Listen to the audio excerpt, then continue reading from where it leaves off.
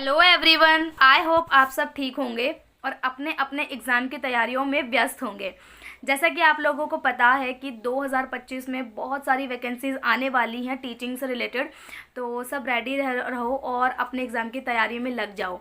मैं यहाँ बात करने जा रही हूँ रीट एग्ज़ाम के बारे में, जो राजस्थान का बहुत बड़ा एग्ज़ाम होता है। मतलब बहुत सारा कंपटीशन इसमें है। मतलब हम ये नहीं कहेंगे कि बहुत ज़्यादा हार्ड है, पर इसमें कंपटीशन इतना ज़्यादा है कि पेपर ही हार्ड लगता है देखते ही। तो मतलब इस बार भी जो है न्यूज़ थी, तो न्यूज़ में मैंने देखा था कि इस बार भी 13 लाख बच्चों ने फॉर्म भरा है। ठीक है, अब और भी शायद और भी डाटा जो है बढ़ा हो, और भी लोग जो हैं बच्चे हैं ऐड हुए हों। ठीक है, जहाँ मैंने देखा था तब तक 13 लाख बच्चे थे जिन्होंने फॉर्म फिल किया था। ठीक है, लेकिन अब बात यहाँ पर ये है कि ये एग्ज़ाम आप इतना आपस बच्चे इतना बड़ा कर देता है ना, कि इतना ज़्यादा पढ़ के भी मतलब पता नहीं क्या हो जाता है इस एग्ज़ाम को लेकर के, कि एग्ज़ाम किसी का क्वालिफाई हो जाता है तो किसी का नहीं होता। मेरा रीट प्री कैसे क्वालिफाई हुआ था? मैंने जो रीट प्री एग्ज़ाम दिया था वो 2022 में दिया था। 2022 में जब ये हुआ, 2021 में भी हुआ था, बट उस टाइम ये लीक हो गया था, क्योंकि हम उस टाइम पेपर ऐसा कहते हैं कि इजी भी था। ठीक है, बहुत मतलब अच्छा पेपर था, बट लेकिन 2022 में ना ये पेपर दोबारा कराया गया था। लेवल 2 का मैं बता रही हूँ, मैं लेवल 2 से हूँ। तो जब मैंने दिया था, तो जब मैंने एग्ज़ाम दिया था, तो मुझे भी लगता था पता नहीं यार इतना बड़ा कॉम्पिटिशन है, पता नहीं कैसे होगा और क्या होगा। बट रीट प्री में जब मैंने ये सब्जेक्ट देखे सारे, क्योंकि मैं बाहर मतलब मैं अदर स्टेट से हूँ, तो जब मैंने रीट प्री देखा, सारा सिलेबस मैंने देखा, तो इतना बड़ा सिलेबस और उतना ही उससे दुगना मेंस का। प्री में इतना बड़ा सिलेबस दे देंगे कि आप मेंस का तो सोच के ही पता नहीं क्या ही होगा। तो मैंने जब प्री एग्ज़ाम दिया तो सारे सब मुझे पता था, क्योंकि जीके बिल्कुल भी हमारी अच्छी नहीं है, क्योंकि अदर स्टेट से होने से तो हम जीके नहीं पढ़ते हम। ठीक है, तो जीके हम उस टाइम फर्स्ट टाइम ही पढ़ रहे थे कि यार इतना सारा पढ़ रही थी, तो मैं आज याद करती थी, अगले दिन फिर वो जो भी डेटा होता था वो माइंड से स्किप हो जाता था। फिर दोबारा से उसको रिवाइज़ करना, और फिर वो मतलब इस तरीके से काफ़ी लंबे टाइम तक तो ऐसा होता है कि उस जीके के साथ अटैच होना बहुत मतलब मुश्किल होता है। काफ़ी टाइम तक ऐसा था। बट 2022 में जब ये एग्ज़ाम हुआ, तो मतलब इतना रिवीजन का टाइम नहीं मिल पाया था, क्योंकि रिवीजन में एक अच्छा खासा टाइम चाहिए कि हम एग्ज़ाम से 1 महीना पहले कुछ भी ना नया पढ़ें, हम सिर्फ अपनी रिवीजन पर फोकस करें। लेकिन इतना टाइम बचा ही नहीं कि हम अपने वो भी कर पाएँ पूरे, क्योंकि टॉपिक्स इतने ज़्यादा होते हैं, तो और ऊपर से रिवीजन के लिए तो क्या ही टाइम हो पाता। तो मैं सिर्फ ऐसा करती थी कि मैंने सिर्फ चैप्टर पढ़े, हो गया, फिर उसको साथ साथ मतलब 2-3 दिन बाद जो है रिवाइज़ कर लिया, क्योंकि रिवीजन का टाइम ज़्यादा मिला नहीं था। तो अब यहाँ पर क्या हुआ कि जब मैंने एग्ज़ाम दिया, तो उस टाइम 2022 में क्या था कि शिफ्टिंग में एग्ज़ाम हो गया था, मतलब कि फर्स्ट शिफ्ट सेकंड शिफ्ट ऐसे करके एग्ज़ाम था। तो इसी बीच क्या हुआ था कि जब हमने एग्ज़ाम दिया उस टाइम तो नॉर्मलाइजेशन भी था। ठीक है, मतलब आपके मार्क्स डिडक्ट होंगे या बढ़ेंगे, तो वो तो डिपेंड करता है नॉर्मलाइजेशन के क्राइटेरिया पे कि वो कैसा क्या रहेगा। तो यही चीज़ हुई थी हमारे साथ, क्योंकि मैं अपना बताती हूँ कि जब मैंने रीट प्री दिया था तो मेरे आए थे 112 मार्क्स। हो सकता है और लोगों के बहुत ज़्यादा आए हो, क्योंकि बहुत सारे बच्चे भाई इंटेलिजेंट हैं, है ना, तो लोगों के 140 आए हो, 150 आए हो, पता नहीं। तो मतलब लेकिन मेरे साथ ये था, मेरा 112 मार्क्स थे। लेकिन जब नॉर्मलाइजेशन हुआ तो मेरे मार्क्स डिडक्ट हुए और मेरे को 110 मार्क्स मिले थे। तो इसी बीच जो है खुश तो थी मैं कि चलो यार ये हो गया, लेकिन अनफॉर्चुनेटली हुआ क्या, रीट मेंस में मेरे साथ प्रॉब्लम हो गई थी।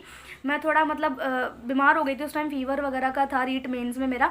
और साथ ही साथ क्या हुआ था कि ना मतलब टाइम मैनेजमेंट नहीं बैठ पाया, और उसमें इतना टाइम चला गया। मतलब हम ये सोचने लग जाते हैं कि नेगेटिव मार्किंग होती है, तो हम ये सोचने लग जाते हैं कि यार इसका ये पढ़ा तो था, कहीं तो पढ़ा था, इसका यही आंसर होना चाहिए, बट वो फिर भी मतलब इतनी सिली मिस्टेक हो जाती है, पढ़ने के बावजूद भी वो गलत हो जाता है, जस्ट बिकॉज ऑफ कि हमने रिवीजन नहीं किया होता उस चीज़ का।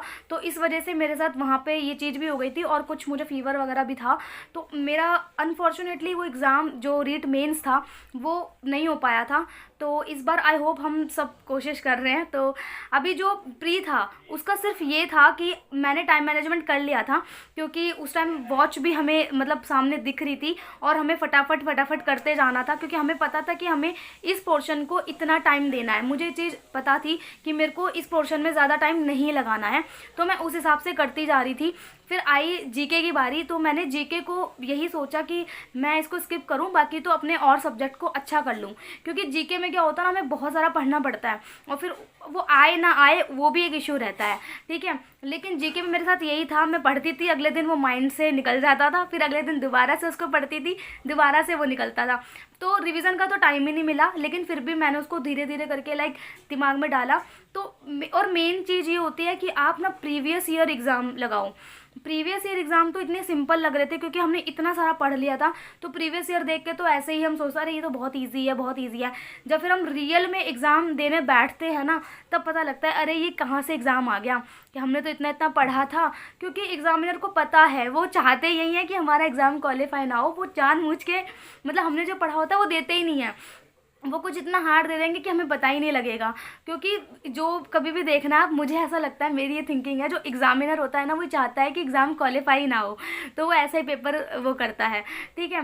तो मैंने जब रीट प्री दिया था तो उसके साथ बस चीज़ें ऐसी थी, क्योंकि ना मुझे ऐसा लगता था मतलब मन में कि सिर्फ मतलब कि हमारा सिर्फ एक पात्रता, इसको बोलते हैं कि सिर्फ पात्रता ही क्लियर नहीं हो पाई, मतलब वही प्री क्वालिफाई नहीं हो पाया तो लोग क्या कहेंगे, मतलब कि तुमसे मेंस तो फिर क्या ही होगा। लेकिन वो मैं एक अलग बता रही हूँ कि अनफॉर्चुनेटली मेरे साथ ऐसा हुआ था, मेंस में मुझे फीवर हो गया था और मैं उस पेपर में टाइम मैनेजमेंट नहीं बिठा पाई थी, और कुछ मतलब नेगेटिव मार्किंग की वजह से भी मैंने ऐसे क्वेश्चन अटेम्प्ट किए थे कि जिससे मैं श्योर नहीं थी, और मैंने वो हड़बड़ाहट में उनको लगाया था क्योंकि टाइम मैनेजमेंट था ही नहीं, मतलब बिल्कुल नहीं था, तो इसलिए वहाँ पे थोड़ी गड़बड़ हो गई थी। लेकिन अब हम सब लोग ट्राई कर रहे हैं आपस में कि इस साल जो है अच्छा मौका है, तो आप भी जो है ट्राई करते रहिए और अच्छे से पढ़ते रहिए। बस मैं सिर्फ इतना कहूँगी कि अपने प्रीवियस ईयर एग्ज़ाम ज़्यादा से ज़्यादा मैंने लगाए थे, ठीक है, प्री के टाइम की मैं बात बता रही हूँ। और दूसरी बात जो है, हमारा जो मतलब प्रीवियस ईयर लगाने के साथ साथ जो है रिवीजन बहुत ज़रूरी होता है, जो कि मेरे को टाइम नहीं मिल पाया था, ठीक है। प्री के टाइम भी टाइम इतना नहीं होता क्योंकि इतने ज़्यादा सिलेबस होता है, इतने सारे टॉपिक्स होते हैं कि रिवीजन का टाइम इंसान कभी करेगा, क्योंकि वो ऑलरेडी इतना सारा पढ़ते आ रहा है, वो पीछे जितना रिवीजन तक पहुँचेगा उतने वो पीछे का थोड़ा थोड़ा भूलता रहेगा। तो ये था। और लेकिन बस ये है कि रिवीजन ज़्यादा से ज़्यादा, और एक यहाँ प्रीवियस ईयर एग्ज़ाम सॉल्व करना, है ना। और ये मैराथन जो होते हैं ना, सबसे ज़्यादा टाइम वेस्ट करते हैं इंसान का। मुझे ऐसा लगता है कि ये मैराथन तो देखनी ही नहीं चाहिए, जो यूट्यूब पे कि भाई ये CDP की मैराथन देख लो, इंग्लिश के देख लो, हिंदी के देख लो, ये बहुत टाइम वेस्ट करती हैं, ठीक है। लेकिन इसमें यही है सबसे ज़्यादा बेस्ट कि अपनी बुक्स पे ज़्यादा फोकस करें और चीज़ों को ज़्यादा से ज़्यादा ना हमें टाइम देना, और कोई भी न्यू चीज़ नहीं पढ़नी एग्ज़ाम से 1 मंथ पहले, क्योंकि एग्ज़ाम से 1 मंथ पहले सिर्फ रिवीजन होता है। बट अब कई लोग कहेंगे कि हमारा तो सिलेबस ही ख़त्म नहीं हो पा रहा है। सिलेबस किसी का भी नहीं होता, सबका ऐसे ही चलता है, और मेरा भी ऐसे चला है। और राजस्थान वाले बच्चों का तो मैं नहीं बता सकती भाई, हो सकता है वो बहुत इंटेलिजेंट हो, क्योंकि उनको ना अपने वहाँ का जीके की नॉलेज होती है, ना चाहते हुए, मतलब बहुत नॉलेज होती है। बट मतलब हमें नहीं है वहाँ का इतना कि उसकी जीके को पूरा प्रिपेयर कर पाएँ। बस उसको हमें तो रटना, मतलब एक कहते ना रट्टा मारो सिर्फ, तो सिर्फ रटना ही पड़ता है। तो मैंने भी कुछ इस तरीके से किया। मैंने उस चीज़ को, मतलब जीके को तो मैंने इतना डीपली पढ़ा था एक बार तो कि यार अब कैसे होगा। लेकिन जब पढ़ती गई तो यही था कि मेरे माइंड में एक ये भी आ रहा था कि यार मैं जीके को इतना डीपली क्यों पढूं, अगर मैं अपने 5 सब्जेक्ट जो और अदर हैं वो उनको अच्छे से टाइम दे लूँ, जो हमारा CDP है और जो मेन सब्जेक्ट है और बाकी हिंदी इंग्लिश, अगर मैं उनको अच्छे से दे लूँ तो शायद जीके वहाँ से कवर हो जाए। तो अगर जीके में आपके कम नंबर भी आ रहे हैं तो हमारे बाकी सब्जेक्ट से वो ठीक हो जाए, मतलब ठीक है। तो क्योंकि पात्रता को सिर्फ क्लियर करना होता है, रीट प्री को सिर्फ हमें 90 नंबर चाहिए जनरल में, ठीक है। और ऑफ कोर्स मैं अदर स्टेट से हूँ तो मुझे बाहर 90 नंबर ही चाहिए थे, लेकिन मेरा 112 का स्कोर हुआ था। बात अब यहाँ पर ये है, अब इस साल का पता नहीं नॉर्मलाइजेशन होगा नहीं होगा, और इस साल एक और बात कहने को आ रही है कि हमें एक एक्स्ट्रा ऑप्शन देखने को मिलेगा ई करके, ठीक है, ABCDE। तो ई में जो है वो आपको अब लगाना ही लगाना है, मतलब छोड़ना नहीं है। तो इस साल जो है मतलब तैयारी बिल्कुल अच्छे से करिए। और बाकी पता नहीं, क्योंकि एग्ज़ामिनर तो यही चाहता है पेपर क्वालिफाई ना हो, क्योंकि लेकिन अब सारे बच्चे जो हैं इस एग्ज़ाम को लेकर के बहुत ज़्यादा क्यूरियस होते हैं। रीट जो है ना बहुत बड़ा एग्ज़ाम है, मतलब सबके लिए, मतलब सबके लिए तो मैं नहीं कहूँगी, राजस्थान वालों को तो सच में बहुत बड़ा एग्ज़ाम है ये। और मतलब इसको ये है कि अगर हम दे लेते हैं तो एक और भी प्रैक्टिस हो जाती है पढ़ पढ़ के कि चलो ये पढ़ लिया। बट ठीक है, सबका एग्ज़ाम अच्छा हो आई होप, और इस साल 2025 में सब जॉब लग जाए और सबकी सपने पूरे हों, और सब ऐसे ही कोशिश करते रहिए। थैंक यू, मिलेंगे नेक्स्ट वीडियो में।